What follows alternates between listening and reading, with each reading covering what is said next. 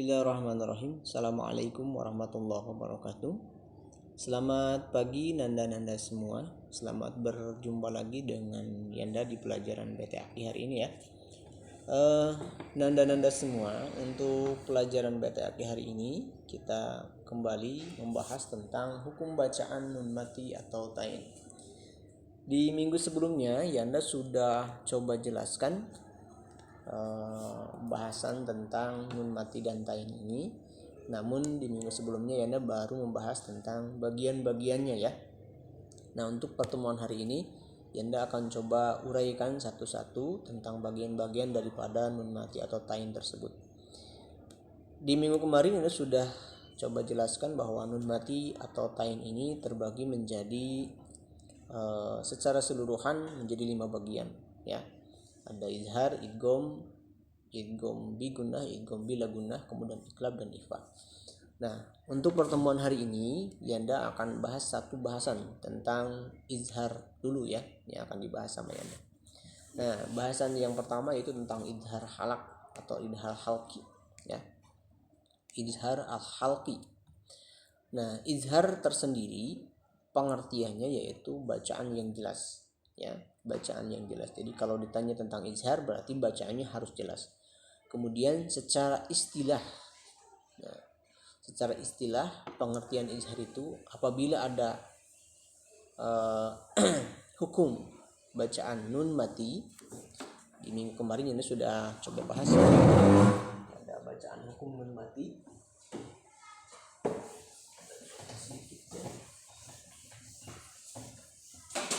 Apabila ada hukum bacaan nun mati,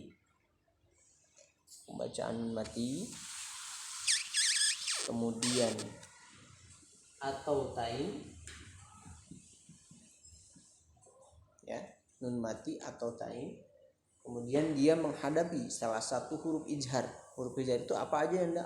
Izhar itu ada alif, ha, kho, ain, ghain, ha.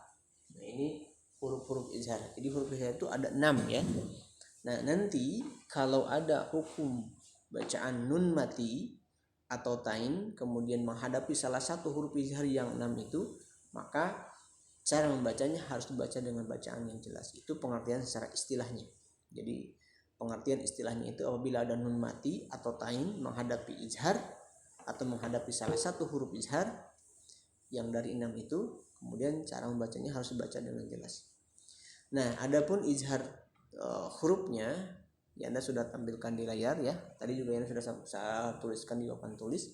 Di situ ada huruf alif, kemudian ada huruf ha, kemudian ada huruf kho, kemudian ada huruf ain, kemudian ada ghain, kemudian ada ha. Itu huruf-huruf izhar.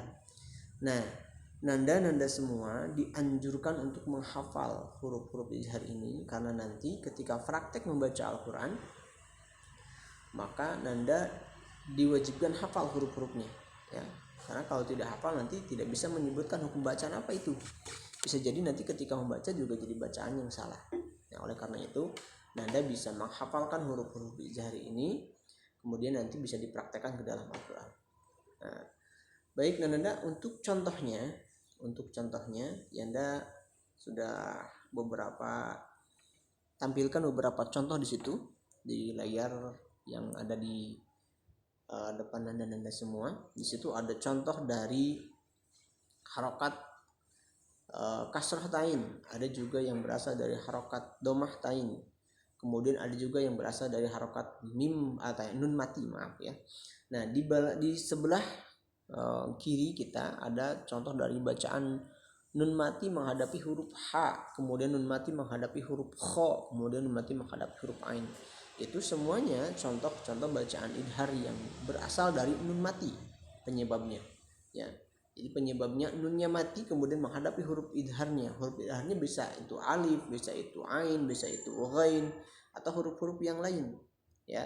Kebetulan yang ada contoh itu adalah huruf yang dihadapi setelah nun matinya adalah huruf ha, huruf kho, kemudian huruf ain. Nah, di dalam Al-Quran banyak contoh-contoh bacaan daripada izhar tersebut. Adapun yang berasal dari harokat tainnya, nah di tengah-tengah ada bacaan salamun. Itu contoh dari bacaan harokat domah tain. Mimnya menggunakan domah tain, kemudian kedepannya ada huruf H, di mana huruf H itu termasuk pada bagian dari huruf-huruf izhar, maka itu termasuk pada contoh bacaan idhar. Dan cara bacanya harus dibaca dengan jelas. Jadi cara bacanya bukan salamung, bukan berubah bunyi menjadi mim, berubah atau memasukkan atau juga menjadi dengung, tidak. Tapi harus dibaca dengan bacaan yang jelas. Mun, salamun, hiya. Itu contoh bacaan izhar. Ada juga yang dari harokat kasroh tain. Lihat di sampingnya ada kalimat yauma idin khasiyah. Nah, itu contoh bacaan dari kasroh tain. Di zalnya menggunakan harokat kasroh tain, kemudian kedepannya ada huruf kho. Kho termasuk pada huruf izhar. Oleh sebab itu di situ termasuk contoh bacaan dari hukum bacaan izhar. Cara bacanya sama, harus jelas. Ya, sama, harus jelas. Kalau ditanya nanti kenapa alasannya dibaca izhar, karena jauh kho termasuk huruf izhar. Penyebabnya apa? Penyebabnya yaitu harokat kasroh tain menghadapi huruf kho sehingga dibaca dengan bacaan yang jelas. Itu contoh-contoh yang bisa Anda tampilkan dari beberapa bagian, bisa itu fathah tain, kasroh tain, domah tain atau nun mati. Nanti Anda bisa melatih diri, minimal yang ada di layar ini bisa berlatih ya.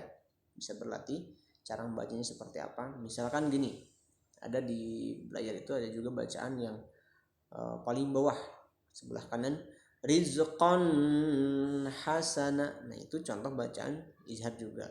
Atau adzabun alim, ada adzabun alim, itu contoh bacaan juga. Atau min inab, itu contoh bacaan izhar juga. Nanti Nanda juga bisa berlatih mencari dalam Al-Quran contoh-contoh bacaan izhar halqi ini ya. Banyak sekali contoh-contoh bacaan izhar halqi yang ada di bacaan Al-Quran. Minimal untuk hari ini Nanda bisa menghafalkan hurufnya, kemudian nanti melafalkan sambil mencari di dalam Al-Quran contoh bacaan izhar selain yang ditampilkan sama Yanda. Nanda juga bisa mencari-cari dalam Al-Quran kemudian melafalkannya. Itu materi untuk pertemuan hari ini Nanda semua. Mudah-mudahan Nanda bisa memahami materi yang sudah Anda sampaikan, dan yang paling penting buat Nanda bisa mempraktekkan ketika Nanda membaca Al-Quran di rumahnya masing-masing. Jangan lupa untuk hafal tentang huruf-huruf yang ada di hukum bacaan izhar halqi ini. Jadi nanti dihafalkan ya. Nanda bisa sesuai dengan yang Anda tampilkan di sini, ahakho alha, atau mungkin punya rumus yang lain yang bisa mudah diingat buat Nanda, boleh ya, boleh. Misalkan jangan ditambah hurufnya atau dikurangi hurufnya, jangan, harus ada 6, jangan ditambah atau jangan dikurang. Itu saja yang bisa Anda sampaikan. Terima kasih, mudah-mudahan bisa dipahami. Kita tutup pertemuan hari ini dengan bacaan hamdalah. Alhamdulillahirabbil alamin. Assalamualaikum warahmatullahi wabarakatuh.